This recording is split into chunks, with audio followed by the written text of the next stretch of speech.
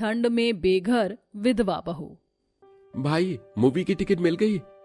कुणाल भाई, अगर तू ना होता तो पता नहीं कैसे अपनी गर्लफ्रेंड को मूवी दिखाने लेकर जा पाता। तेरा दोस्त तेरे साथ है, तुझे डरने की क्या बात है। अरे भाई तू चिंता मत कर, तेरी सेफ्टी के लिए मैं तेरी सीट के 2 लाइन पीछे वाली सीट पर ही बैठा रहूंगा। रणबीर मूवी की टिकट ले जाकर अपनी गर्लफ्रेंड कृतिका को मूवी दिखाता है। कृतिका रंग से सांवली थी लेकिन दिल की बहुत साफ थी। वह रणबीर से बहुत प्यार करती थी। आज मुझे बहुत अच्छा लग रहा है, हम दोनों एक साथ थिएटर के अंदर मूवी देख रहे हैं। तुम्हारे लिए तो मैं कुछ भी कर सकता हूँ। दोनों एक दूसरे से बहुत प्यार करते थे। वहीं अपना कॉलेज खत्म होते ही रणबीर पूरी जी जान लगाकर एक बहुत बड़ी कंपनी में मैनेजर की नौकरी करने लगता है। वहीं मैनेजर की नौकरी करते करते उसके घर के बुरे हालात धीरे धीरे ठीक होने लगते हैं। एक दिन उसका प्रमोशन होता है। मैंने कई लोगों को अपनी कंपनी में जाते देखा है, लेकिन जो जुनूनियत काम को लेकर तुम में है वो अभी तक किसी के अंदर नहीं देखी। इसलिए मैं तुम्हें अपने साथ पार्टनरशिप करने का एक मौका देता हूँ। यह सुनते ही रणबीर बहुत खुश होता है। वह पार्टनरशिप के ऑफर को एक्सेप्ट कर लेता है। धीरे धीरे अब वह दिग्विजय के साथ मिलकर खुद की कंपनी चलाता है और बहुत बड़ा आदमी बन जाता है। बेटा तू बहुत काबिल है। मैंने कभी सपने में भी नहीं सोचा था कि इतनी जल्दी तू हमें बुलंदियों पर पहुंचा देगा। कहाँ हम फर्श पर थे और कहाँ आज हम अर्श पर हैं। इन ऊंचाइयों की वजह सिर्फ और सिर्फ तुम हो। तुम्हारे पिता जिंदा होते तो बहुत खुश होते। माँ, आप भी ना हर बात पर इमोशनल हो जाती हो। माँ हूँ ना इसलिए। अच्छा माँ, आज घर पर कोई आने वाला है, उसका गृह प्रवेश आपको खुशी से करना है, मेरी खुशी के लिए। ऐसा कहकर रणबीर वहां से चला जाता है। मेरा बेटा आज घर पर बहू को लेकर आने वाला है। आखिर मैं भी तो देखूं मेरे बेटे की पसंद कैसी है। शाम को रणबीर कृतिका से शादी करके उसे घर पर ले आता है, जहां मालिनी उसके रंग को देखकर चुप हो जाती है। अरे माँ, क्या हुआ? तुम तो एकदम से शांत हो गई। कुछ नहीं बेटा, तेरी खुशी के लिए मैं सब कुछ एक्सेप्ट कर लूंगी। हालांकि मालिनी को अपनी काली बहू बिल्कुल पसंद नहीं आई थी, लेकिन वह उसे स्वीकार लेती है। जिसके बाद मालिनी अपनी बहू के साथ धीरे धीरे घुलने मिलने लगती है। अच्छा बहू, नाश्ते में आज भिंडी की सब्जी और पराठे बना लेना, रणबीर को बहुत पसंद है। मैं पूजा करने के लिए मंदिर जा रही हूँ। ठीक है माँ जी। मालिनी जैसे ही घर के दरवाजे के पास आती है, अचानक से उसका बेटा करण दरवाजा खोलता है। करण के साथ उसकी पत्नी रुचिका भी खड़ी होती है। अरे बेटा, ये क्या? तूने तो मुझे एकदम से डरा दिया। और ये लड़की कौन है? ये आपकी बहू है माँ। चलो रुचिका, मेरी माँ के पैर छू लो और आशीर्वाद ले लो। फॉर्मेलिटी के लिए रुचिका मालिनी के पैर छू लेती है, जिसके बाद करण अपनी लव स्टोरी के बारे में अपनी माँ को बताता है। मालिनी अपने बेटे करण के कान खींचते हुए कहती है, बेटा तू इतनी फूल जैसी बहू घर पर लेकर आया है, इसलिए तुझे माफ कर रही हूँ। रुचिका बहुत खूबसूरत और गोरी थी, जिसके चलते मालिनी उसे अपनी बहू के रूप में स्वीकार लेती है। अब उसके घर में उसके दोनों बेटों की बहू थी। वहीं दूसरी तरफ रुचिका जब अपनी जेठानी और सास के बीच में इतना प्यार देखती है तो उसे बहुत जलन होती है। मेरी जेठानी और सास के बीच कुछ ज्यादा ही भरत मिलाप है, इसे थोड़ा कम करना होगा। सर्दियों के दिन शुरू हो जाते हैं। रुचिका अपनी सास के मन में काली जेठानी को लेकर फूट डालती रहती है। माँ जी, आप भी ना इतना प्यार दिखाती हो, लेकिन मैंने अपने कानों से उन्हें आपके बारे में चुगलियां करते हुए सुना है, पड़ोस की औरतों से। ये क्या कह रही हो बहू? आज तक तो मैंने ऐसा कभी नहीं सुना। चुगलियां कभी मुंह पर थोड़ी ना होती है माँ जी, पीठ पीछे ही होती है ना। अब देखो ना, आंगन में ठंड में खड़े होकर भी पड़ोस की औरतों से बात कर रही है जेठानी जी।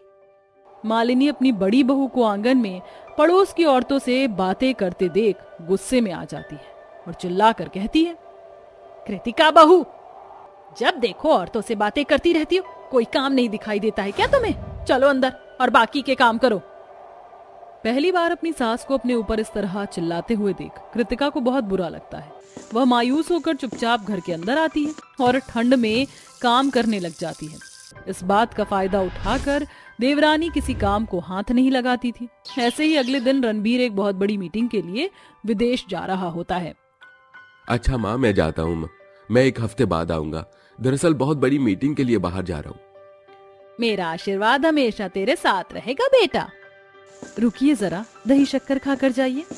मालिनी कृतिका के हाथों से कटोरी छीन लेती है और अपने बेटे को दही शक्कर खिलाकर भेज देती है। लेकिन जिस फ्लाइट से रणबीर जा रहा होता है वह फ्लाइट क्रैश हो जाती है और रणबीर भगवान को प्यारा हो जाता है। जब इस बात का मालिनी और कृतिका को पता चलता है तो वो बहुत फूट फूट कर रोती हैं। ये क्या हो गया माँ जी, रणबीर जी हमें छोड़कर चले गए। उन्होंने जन्मों जन्मों तक मेरे साथ रहने का वादा किया था। हे भगवान, तूने मेरे साथ क्या किया? तूने मेरे साथ ऐसा क्यों किया? मेरे बेटे को मुझसे छीन लिया। रणबीर के मरने पर रुचिका को जरा भी फर्क नहीं पड़ता, लेकिन वह इसी बात का फायदा उठाने की सोचती है। अच्छा हुआ जो जेठ जी भगवान को प्यारे हो गए। अब ये पूरी प्रॉपर्टी मेरे हिस्से में आनी चाहिए, लेकिन उससे पहले मुझे इस काली कलूटी जेठानी को यहाँ से भगाना होगा। ऐसा सोचने के बाद रुचिका मालिनी को अकेली देख उसके पास जाती है। अब क्या बताऊं माँ जी, मुझे तो बहुत ही दुख हो रहा है जेठ जी के जाने का। ये सब तो काली किस्मत की वजह से हुआ है। जैसे जेठानी जी खुद काली है, वैसी काली किस्मत लेकर आई। देखो ना जेठ जी के साथ क्या हो गया। सही बोल रही हो तुम बहू, ये सब इसी की वजह से हुआ। अब मैं इसे इस घर के अंदर और बर्दाश्त नहीं करूंगी। मालिनी तुरंत अपनी काली बहू के पास जाती है और उसका हाथ पकड़कर खींचते हुए उसे बाहर ले जाती है। माँ जी, आप ये क्या कर रही हो? तू अब मुझे इस घर के अंदर नहीं चाहिए। मेरा बेटा नहीं रहा तो तू इस घर के अंदर रहकर क्या करेगी? चली जा इस घर से और दोबारा यहाँ लौट कर मत आना। मालिनी इस तरह कहकर घर का दरवाजा लगा देती है। बेचारी कृतिका दरवाजा पीटती रह जाती है, लेकिन कोई दरवाजा नहीं खोलता, जिसके बाद वह वहां से चली जाती है। हाजी, आप मुझे छोड़कर क्यों चले गए? आपके जाते ही देखो मेरा क्या हाल हो गया। कृतिका ठंड में यहाँ वहां भटकती है। अब उसके पास रहने की कोई जगह तक नहीं थी, जिसके चलते वह अपना गुजारा लोगों से भीख मांग कर करती है और फुटपाथ पर ठंड में रहने लगती है। ठंड तो और भी ज्यादा बढ़ गई है। अब मैं क्या करूं?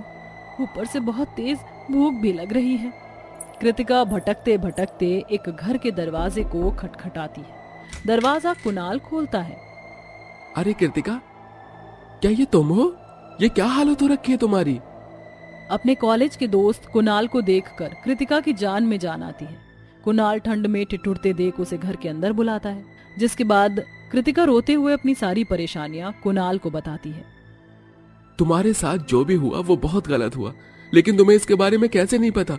अरे जिस घर से उन लोगों ने तुम्हें निकाला है वो पूरा घर और जमीन जायदाद तुम्हारे नाम पर है। ये क्या बोल रहे हो तुम? सच बोल रहा हूँ। अभी तुम आराम से सो जाओ, कल मैं तुम्हें उस घर में लेकर जाऊंगा।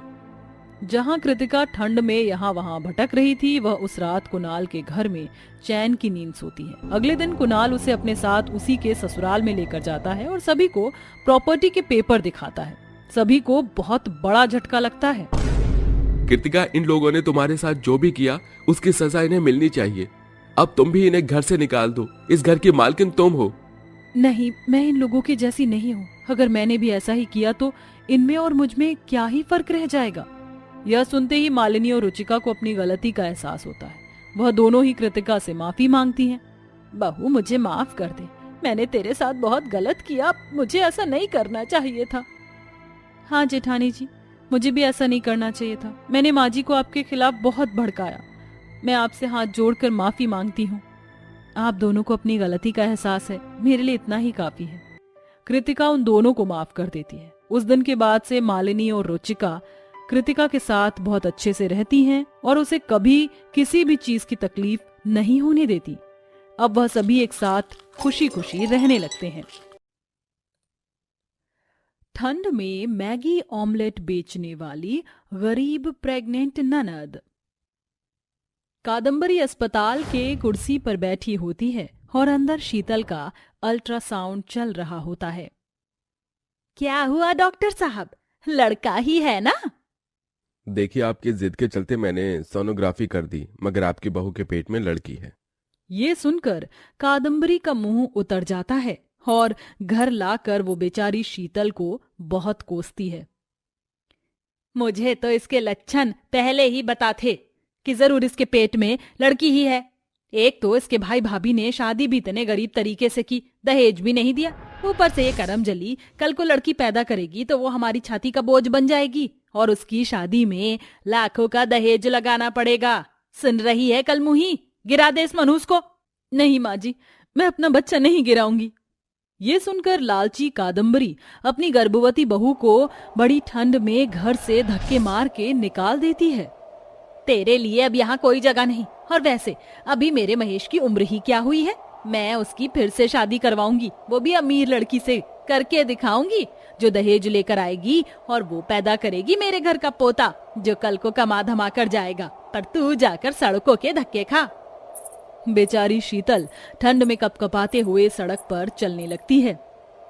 जिस वक्त मुझे मेरी सास और पति की सबसे ज्यादा जरूरत थी, उन्होंने मुझे घर से धक्के मार कर निकाल दिया है। भगवान, मैं कहाँ जाऊं, क्या करूं, कोई तो रास्ता दिखा। कोई बात नहीं, मेरा एक घर छूटा तो क्या हुआ, एक घर तो है। शीतल के पास पैसे भी नहीं होते। वह पैदल चलते चलते रात होने तक घर पहुंचती है, जहां उसकी अमीर भाभी तारा अपनी बेटी को खाना खिला रही होती है। मम्मी, मेरा पेट बल गया और नहीं था ना। आले ले ले मेरी प्याली प्याली बेटी, बस एक आखिरी बाइट। आहा, दैट्स लाइक मम्मा's प्रिंसेस। तभी शीतल दरवाजा खटखटाती है। ओफो, इस वक्त कौन आ गया? अरे ओ देवरानी जी, जरा दरवाजा खोल दो। जैसे ही राधा दरवाजा खोलती है तो अपनी गरीब प्रेग्नेंट ननद की बिगड़ी हालत को देखती है, जो कि ठंड से कपकपा रही होती है। ननद जी, आप यहाँ? अपनी छोटी भाभी राधा के गले लगकर शीतल बहुत रोती है। राधा भाभी। क्या हुआ शीतल दीदी, अपनी भाभी को नहीं बताओगी? इतने में गोपाल और अविनाश भी आ जाते हैं। शीतल सभी को सारी बातें बताती है। जैसे ही 2 दिन बीतते हैं, तारा अपनी नंद को लेकर पति से लड़ने लगती है। अविनाश, तुम्हारी बहन और कितने दिन हमारे घर में रहने वाली है? किट्टू का स्टडी रूम हथिया लिया है। तारा, इसमें मैं क्या करूं? तुम कुछ नहीं कर सकते ना, तो अब बीच में मत बोलना। तभी किट्टू कहती है, बुआ बुआ, मेहंदी बनाओ ना, जैसे आप शादी से पहले बनाती थी। ठीक है किट्टू। शीतल मैगी बनाने लगती है। किट्टू को तो बहुत तेज जुकाम भी है। एक काम करती हूँ, अंडा डालकर मैगी ऑमलेट बना देती हूँ, अंडे से उसका जुकाम भी ठीक हो जाएगा। शीतल के हाथों बनी मैगी ऑमलेट खाकर सभी तारीफ करते हैं। वाह बुआ, आपने बहुत टेस्टी मैगी ऑमलेट बनाई है, जस्ट लुकिंग लाइक अ खा। हाँ ननद जी, सचमुच आप बहुत ही गजब का स्वादिष्ट मैगी ऑमलेट बनाती हैं। आखिर बहन किसकी है? अपने पति और देवर के काम पर चले जाने के बाद तारा शीतल के कमरे में आती है, जहां राधा उसकी पेट की मालिश कर रही होती है। ननद जी, ये मालिश मुझे मेरी माँ ने सिखाई थी, इससे पेट के अंदर पलता बच्चा ठीक रहता है। अच्छा, तो महारानी यहाँ पड़ी पड़ी पलंग तोड़ रही हैं। चलो ननद जी, तुम्हारे भैया के, मेरे, किट्टू के गंदे कपड़े पड़े हैं, जाकर उन्हें धो दो। भाभी, ननद जी माँ बनने वाली हैं, ये तो देखिए। वही तो देवरानी जी, किसने कहा था ननद जी को ससुराल छोड़कर आने को? अरे छोटी मोटी लड़ाई तो हर मियाँ बीवी के बीच होती है, मगर इसका ये मतलब थोड़ी होता है कि अपना ससुराल छोड़कर बस मायके में मुफ्त की रोटियां तोड़ने आ जाओ। यहाँ रहना है तो झाड़ू बर्तन कपड़े तीनों धोना होगा। जेठानी जी, आप कैसी बातें कर रही हैं? ननद जी इस घर की बेटी हैं, नौकरानी तो नहीं, और हमारे पास में कोई सुख से थोड़ी आई हैं, दुख में आई हैं। देखो देवरानी जी, तुम खुद तो ठहरी गरीब घर की, एक खोटा सिक्का दहेज में नहीं लाई थी। देवर जी हर महीने 10,000 रुपए दे देते हैं। इतनी महंगाई में 10,000 में क्या होता है? घर का ज्यादातर खर्चा तुम्हारे जेठ जी देखते हैं। ऊपर से अब हमारी ये गरीब प्रेग्नेंट ननद आकर जम गई है। मैं तो इसे मुफ्त में नहीं खिलाने वाली। ठीक है भाभी, मैं सब कर दूंगी।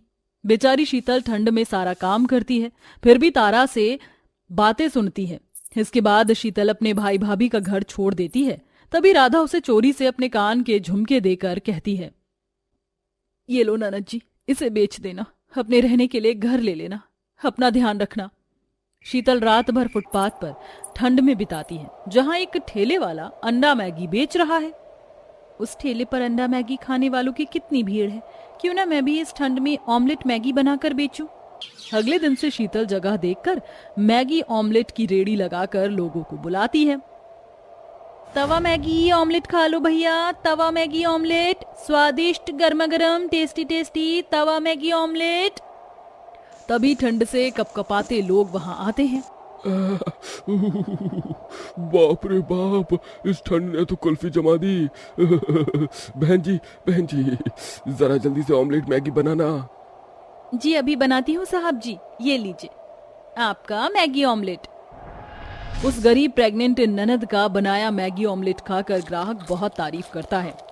अरे वाह वाह वाह वाह वाह, बहन जी क्या गजब का स्वादिष्ट मैगी ऑमलेट बनाया है आपने। सर्दी तो एकदम भाग गई, वरना तो हमारी नाक जुकाम के मारे सर सर सर कर रही थी। वो इसलिए भाई साहब क्योंकि अंडा सर्दी जुकाम की छुट्टी करता है। जरा सुनो, मेरे लिए मैगी ऑमलेट बनाना और मिर्च प्याज जरा ज्यादा डालना। जी मैडम जी, ये लीजिए। Oh wow, it is so yummy. इतनी टेस्टी मैगी ऑमलेट इससे पहले मैंने कभी नहीं खाई, और इस कड़ाके की सर्दी में ऐसी बनी मैगी ऑमलेट मिल जाए तो मजा ही आ जाए। शीतल के मैगी ऑमलेट खाने के लिए हर दिन उसकी रेडी पर खाने वालों की जमकर भीड़ लगती है, मगर अपने आने वाले बच्चे को भविष्य देने के लिए इतनी ठंड में भी बेचारी वो गरीब प्रेग्नेंट ननद सुबह से रात तक वहीं बर्फ गिरते धुंध छाते भी वहीं खड़ी मैगी ऑमलेट बेचती है, जिसे हर दिन के साथ उसकी मैगी ऑमलेट की बिक्री बढ़ती जाती है और उसकी अच्छी कमाई भी होने लगती है। इन्हीं कठिनाइयों के बीच अब उसे 9 महीने हो जाते हैं। हे भगवान, मेरी डिलीवरी में बस थोड़े दिन रह गए हैं। दिन रात की इतनी मेहनत से ग्राहक जुड़े हैं, कहीं मेरा ठेला बंद हो जाने के बाद ग्राहक इधर उधर ना चले, वरना मैं खुद क्या खाऊंगी और अपने बच्चे को क्या खिलाऊंगी। मुझ गरीब ननद ने 9 महीने की कठिनाई उठाकर और ये पहाड़ जैसा दुख झेलकर अपनी होने वाले बच्चे को 9 महीने तक लाई हूँ, मगर इस बच्चे को दुनिया में लाते वक्त मैं बेसहारा पड़ जाऊंगी। ना मेरे पास मेरे ससुराल वाले हैं, ना मायके वाले, मैं अकेली पड़ जाऊंगी।